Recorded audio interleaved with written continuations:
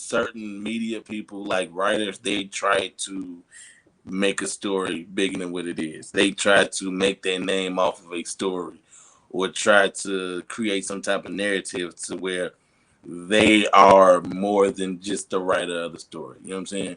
So I think that person that asked Giannis that question, he knew what he was doing. He knew Mm-hmm. exactly what he was trying to do. I think he was trying to make something bigger than what it really was. I think he was really trying to be more a part of the story than he needed to be. Because how dare you question somebody like Legacy and he already got a chip. He stayed at the crib. He been with Milwaukee for the long haul. He did it the right way. And you asked him about, oh, is your season a failure if you don't win no chip or whatever's going on, or you don't, you know what I'm saying? So I think that a lot of them media people or writers, they have to do that. That's their job. So we understand they have to do that. But to question that man legacy, number one, that was disrespectful. And then as athletes, bro, like you hooped. I played football, you know what I'm saying? And our goal is to get in the playoffs, make a run, and win a chip, regardless of where you played at, when time you played. If you was Pop Warner, high school, college, professional, whatever it was, it's to win games. Like you don't never go into a season and just be like, let's just see what happens. Everybody's 0-0. So when you go into a season, you trying to win. So to call a season a failure because you ain't win a chip, no, that's not a complete failure. Yes, we fell short of the goal, but I don't think the season was a I epic like failure. You know what I'm saying? I like his response to that. I think it was apropos in terms of I comparing loved it. it to I loved nine it. to five. A lot of people like Gilbert Arenas didn't feel it, Kendrick Perkins didn't feel it, and players chimed in, different retired players or whatever chimed in on it, while others agree with it. It's not about it's America. You win or you lose. It is a process of things. You just don't wake up and be a champion. Also, Exactly. it's a such thing called luck. You can prepare for everything under the Mm-hmm. sun. They was the number one seed and everything, but that was a whole NBA season. They just wasn't number one. So once they caught that injury bug with Giannis being a best player, Chris Middleton hasn't Yep. came back fully right off of that knee injury. So a lot of his moves, he wasn't the most athletic person in the first place. And the They just process, got him. I'm gonna go through quick on my hooping journey. Um, I was out of basketball for a bit. I was looking at my life like, damn, I should have went further than what I did. I went to a website called Eurobasket, and that was by chance that somebody even responded to me. This coach was out of Battle Creek, Michigan.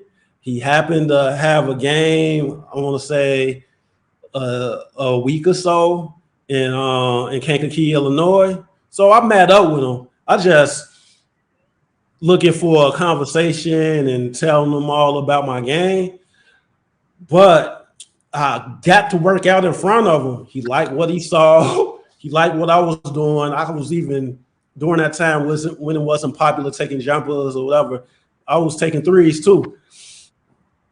So get invited to a game. He had me come into a game, right? I think one of Mm-hmm. his players was injured or something. Brought me up just to play. I was on the bench. I got an opportunity to play. Had a nice showing. Called my number. Somebody was in foul trouble. I kid you not. In those limited minutes, it was down the stretch too. I had I want to say 8 points just off of hustle, grit, and I was grabbing boards. So that allowed me to go to mini camp. I was invited to mini camp. It was I wasn't in the best of shape going to that mini camp part. I was still like when I was scoring or making up proper plays. I was doing it when I was gassed. You can visibly see it, but I did enough to get invited to vet camp. Now vet camp, it was so many people from Michigan, Ohio, a lot of people, a lot of prospects that went to D1 colleges, mid-major schools. It was a lot of people. It was only 2 spots available. I kid you not, got the best shape of my life, running around at least like 5 miles per day, getting shots up, getting my 1-2 Get him together, right. Get him right. get my 1-2 together. So when it came to that climb, I want to say that the street level, the street fighter journey where you got to just keep Yeah. keep going up, keep Yeah. going up past those stages. I kid you not, I got one of those 2 spots. I pull out my jersey right now that I still got. That hold on, gotta this is like this is real. Like TJ Warren, there's no fool. I ain't go to no D1, bro. I came out of Moraine Valley, bro. Cyclones, JUCO, bro. So when Giannis was talking about the process and what it takes to get to point A to point B, that's some real shit. I didn't I Right. didn't wake up being a Battle Creek Knight. I didn't wake up doing that, bro. I didn't wake up being in the IBL. It was training, retraining my body, getting reacclimated to basketball, getting focused on Right. this is what I want to do to get Mm-hmm. myself in the mix. I wasn't recruited at all. The opportunity came when I bust my hump after looking at that website. You gotta think, Metaman and Kankakee took that hour and 45 drive or something. Yeah, about hour 30. Conversation. Then after the conversation, I'm getting invited to these little things that easily I could have been sent home Right. at any given time, but to actually with no stats outside of high school, bro, to even make that situation, it was like, bro, I feel Giannis. But what's your take? To be honest, man, I loved it, bro. Like he gave you real facts. Like when he talked about the situation with when Mike didn't win these first couple of years.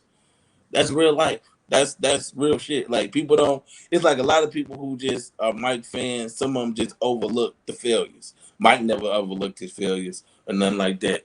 And then there were a situation when he was talking about like, they not failures, they lessons.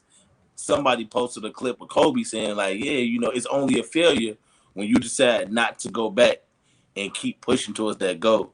You know what I'm saying? So, um, that's real life. Like if like competitors think different than everybody else on a daily basis.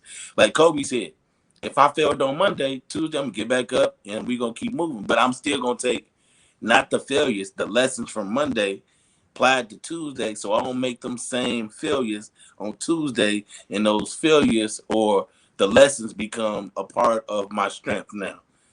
Like, you know what I'm saying? That's what Mhm. he meant by that, by saying just because we didn't win this year, I won. I know what it takes to get there.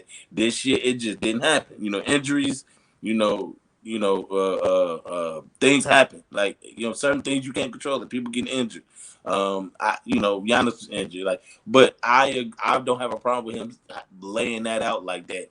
And the fact that he didn't single that guy out, he didn't single him out. He didn't yell back at him. He Yeah. just made a statement, and the statement was a real life statement. It wasn't bougie. It wasn't like written up, and it was just straight from the heart. Like, yo, you know what I'm saying? I don't. That's his mentality. His mentality. He says, I don't consider it a failure. It's a lesson learned. So next year we're gonna take all these lessons we learned, or failures, if y'all want to call them, and we try to correct the ones that we can correct. Now the injury thing, you can't predict that. That's a part of the game. That's a part of life. But I don't have no problem with it. I'm glad that the person posted the Kobe clip of that because that's where he got that from.